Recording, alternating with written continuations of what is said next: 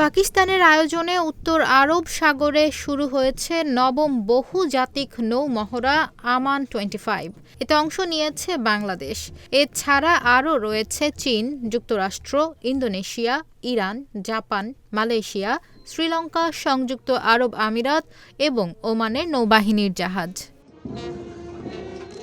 পাকিস্তানের সংবাদ মাধ্যম ডন এক প্রতিবেদনে এ তথ্য জানিয়েছে। প্রতিবেদনে বলা হয়েছে, নৌমহড়ায় অংশগ্রহণকারী বিদেশি নৌবাহিনীর জাহাজ পরিদর্শন করেছেন পাকিস্তানের নৌবাহিনীর প্রধান অ্যাডমিরাল নাভিদ আশরাফ।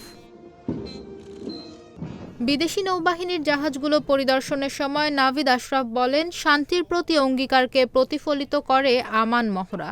একই সঙ্গে আঞ্চলিক সামুদ্রিক নিরাপত্তা জোরদার এবং আঞ্চলিক ও বহিরাঞ্চলের নৌবাহিনীর মধ্যে আন্তঃকার্যক্ষমতাও বাড়াবে এই মহড়া।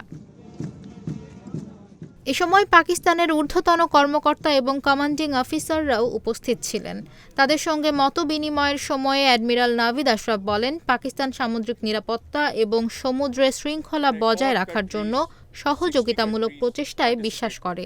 এই বিশ্বাস থেকে পাকিস্তান নৌবাহিনী আঞ্চলিক সমুদ্র নিরাপত্তা টহল RMSP এবং বহুজাগতিক মহড়া আমানের মতো উদ্যোগের মাধ্যমে আঞ্চলিক শান্তি ও স্থিতিশীলতায় অবিরাম অবদান রাখছে। এই যৌথ মহড়ার মাধ্যমে সহযোগিতা ও অংশীদারিত্ব গড়ে উঠবে, তা আঞ্চলিক শান্তি ও সমৃদ্ধির অভিন্ন লক্ষ্যের কাছে নিয়ে যাবে বলেও মন্তব্য করেন তিনি।